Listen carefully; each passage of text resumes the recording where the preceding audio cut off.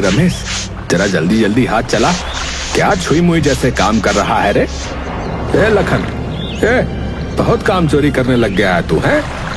अरे अगर ऐसे काम करेगा ना तो मैं बता रहा हूँ कि मैं तुझे नौकरी से निकाल दूंगा। हाँ, और भैया, ये कपड़ा किसने धोया रे?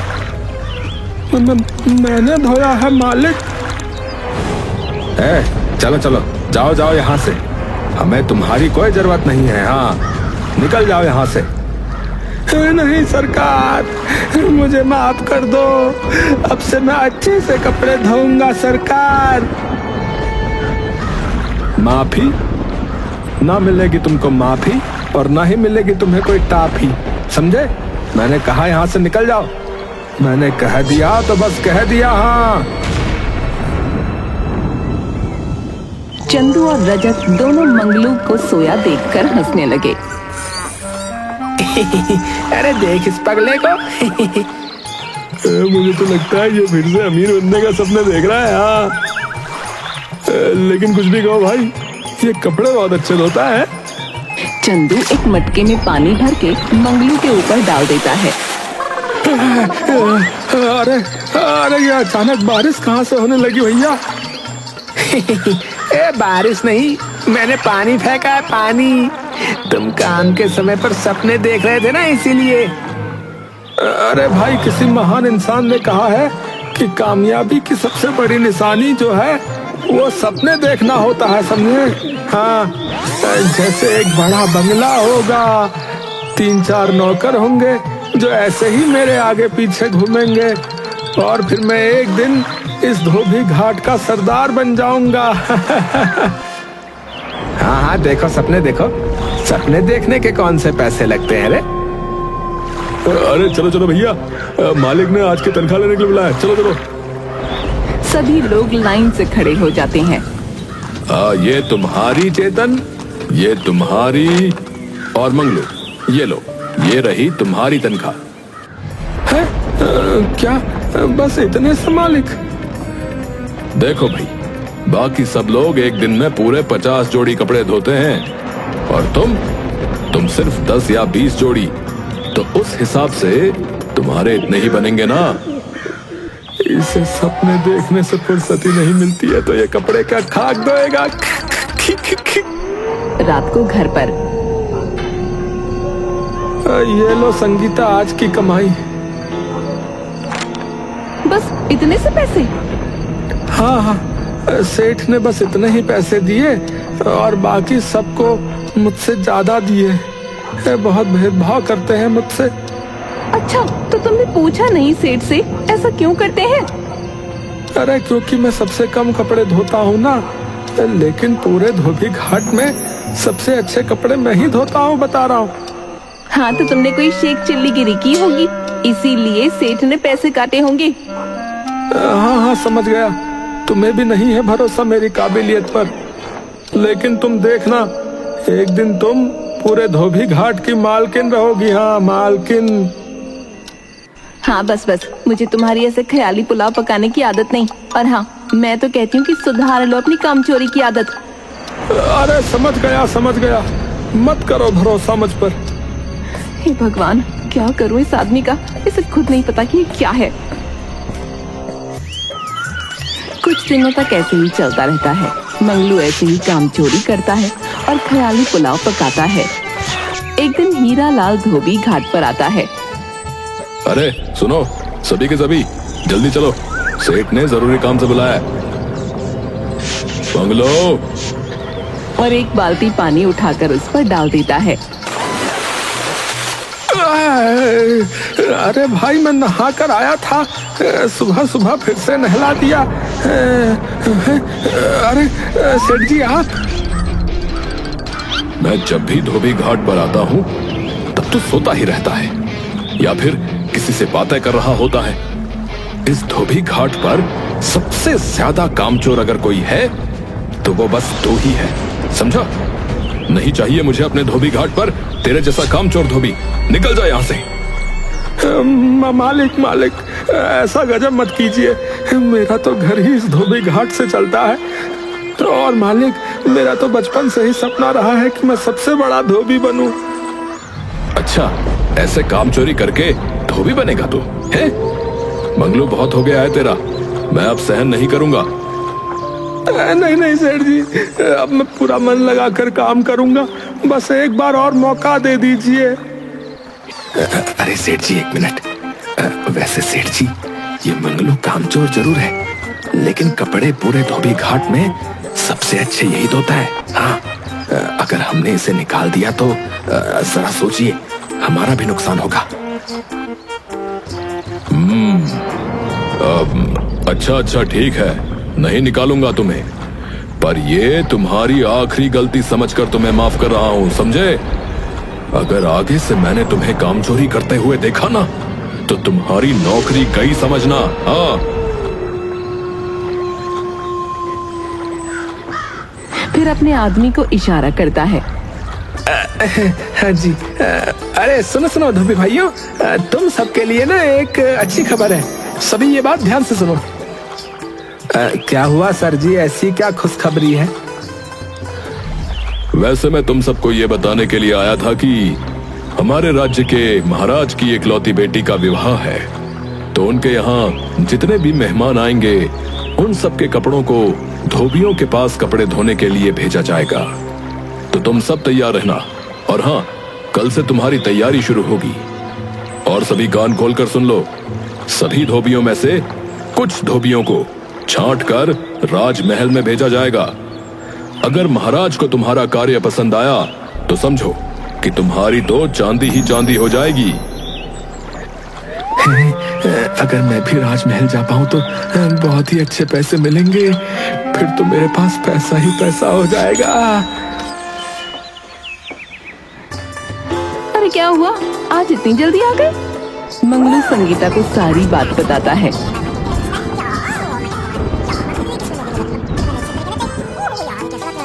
क्या इसका मतलब जिसे भी राजमहल में ले जाया जाएगा तो राजा उसे इनाम में कुछ भी दे सकते हैं?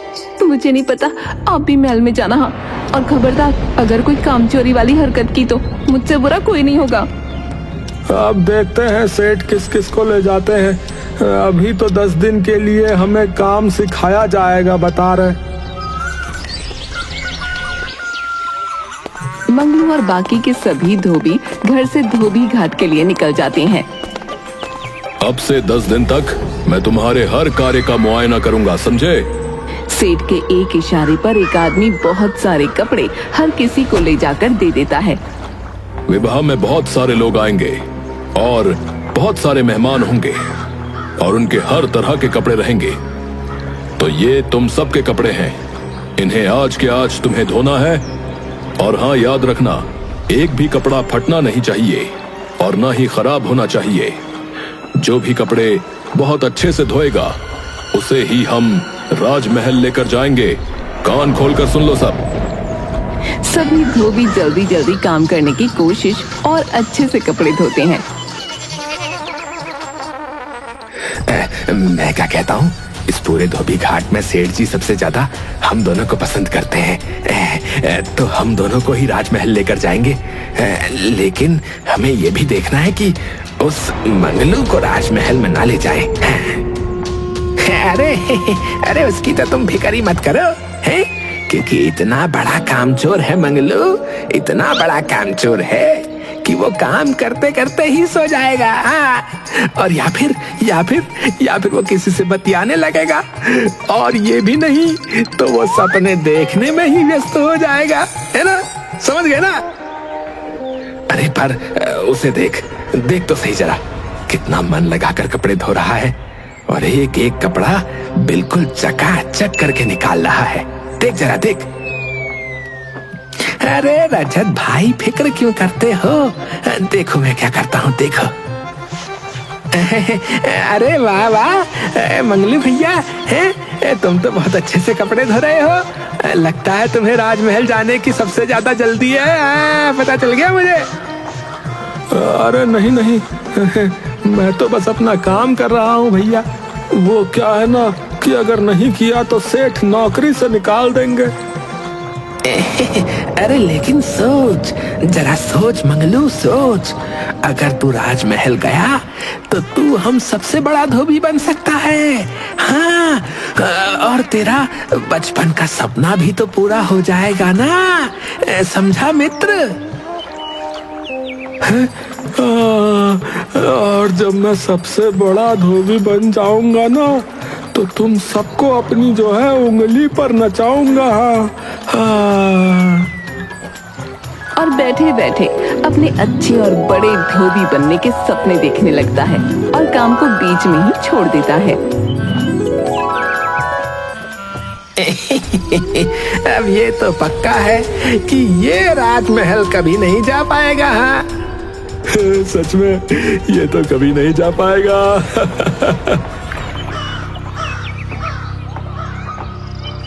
अरे वाह, आज तो मैंने इतनी जल्दी सारे कपड़े धो दिए। अब मैं थोड़ी देर आराम करूंगा।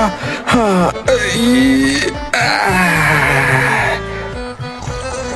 अरे भाई देख, ये मंगलू तो अपने पैर पर स्वयं कुल्हाड़ी मार रहा है भैया। काम धंधा तो कुछ करता नहीं और सो अलग रहा है। हाँ तो अच्छा है ना। अरे हमें ही फायदा होगा ना मित्र।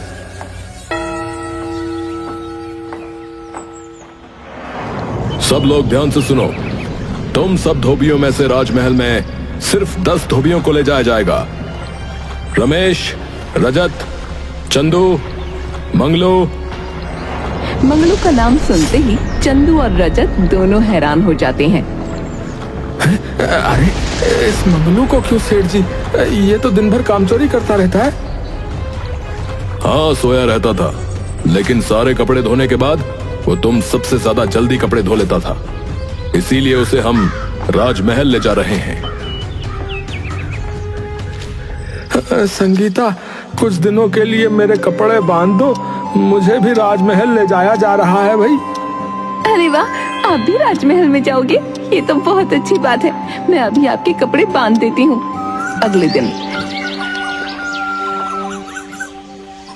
सभी राजमहल जाने के लिए तैयार हो जाते हैं। सभी लोग बहुत खुश होते हैं, लेकिन रजत और चंदू दोनों मंगलू को देखकर दुखी थे। रजत भाई, इस मंगलू का क्या किया जाए? हम इसे किसी न किसी तरह राजमहल से बाहर जरूर निकलवा देंगे भाई। राजमहल में सभी धोबियों के लिए कमरों की व्यवस्था की जाती है। ये देखो, इस स्थान पर तुम सभी धोबियों को अपने कपड़े धोने हैं। और हाँ, ध्यान रखना, हर एक कपड़ा अच्छे से साफ होना चाहिए और कहीं से वो मैला फटा नहीं होना चाहिए। सभी धोबी हाँ में सिर हिलाते हैं। तुम सबको कल से कार्य मिलेगा। कल से विवाह प्रारंभ हो जाएगा। और हाँ, राजकुमारी के ससुराल वालों के कपड़े अधिक ध्यान से धोने हैं, समझे? अगले दिन सभी को कपड़े दिए जाते हैं। एक सिपाही कपड़े लिए पहुंच जाता है। ये लो, ये सारे कपड़े आज दोपहर तक धो देना। सभी धोबी अपने अपने काम में व्यस्त हो जाते हैं। 2-3 दिन तक सभी धोबी अपना अपना काम करते हैं। रजत, अब तो पानी सर से ऊपर जा रहा है। हाँ, ये मंगलू, अरे ये तो हर रोज तुमसे ज्यादा अच्छे कपड़े धो रहा है। इसका कुछ ना कुछ तो करना ही पड़ेगा भैया। 4 दिन बाद ये लो, ये सारे कपड़े राजकुमारी के ससुराल वालों के हैं, जरा ध्यान से धोना। अरे चंदू सुन, कुसर पुसर कुसर पुसर कुसर पुसर कुसर पुसर। अरे हम सब में से मंगलू सबसे ज्यादा अच्छे कपड़े धोता है भाई। तो राजकुमारी के ससुराल वालों के कपड़े सिपाही जी आप उसे ही दे दीजिए। सिपाही उन दोनों की बात सुनकर मंगलू को कपड़े दे देता है। सिपाही के जाने के बाद सभी धोबी अपना काम करते हैं और कपड़े धोकर सूखने के लिए डाल देते हैं। उस समय चंदू और रजत दोनों मिलकर राजकुमारी के ससुराल वालों के कपड़े काट देते हैं। अब आएगा ना मजा। अब महाराज मंगलू को तो ऐसे ही महल से निकाल देंगे। थोड़ी देर बाद जब मंगलू सूखे हुए कपड़े ले जाने के लिए आता है। ये क्या, ये सारे कपड़े तो फट गए, लेकिन मुझे याद है मैंने अच्छे से कपड़े धोए थे, तो फिर ये कैसे हो सकता है भाई? अगर महाराज या किसी और ने देख लिया तो गजब हो जाएगा। हो सकता है वो लोग मुझे निकाल दें। अगले दिन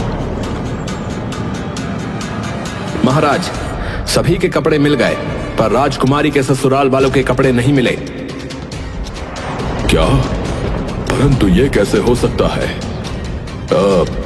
जरा ठीक से देखो, यहीं कहीं होंगे। नहीं महाराज, मैंने सभी स्थानों पर देख लिया है, परंतु उनके कपड़े कहीं नहीं मिले। क्या?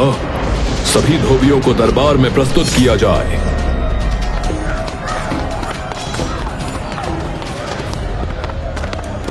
बताओ, राजकुमारी के ससुराल वालों के वस्त्र कहाँ हैं? हमें नहीं पता सरकार। हाँ सरकार, हमें नहीं पता। वैसे वो कपड़े तो मंगलू ने धोए थे। मंगलू? कौन मंगलू? लेकिन महाराज, वो तो हमें सुबह से नहीं दिखा। कहीं वो कपड़े लेकर भाग तो नहीं गया?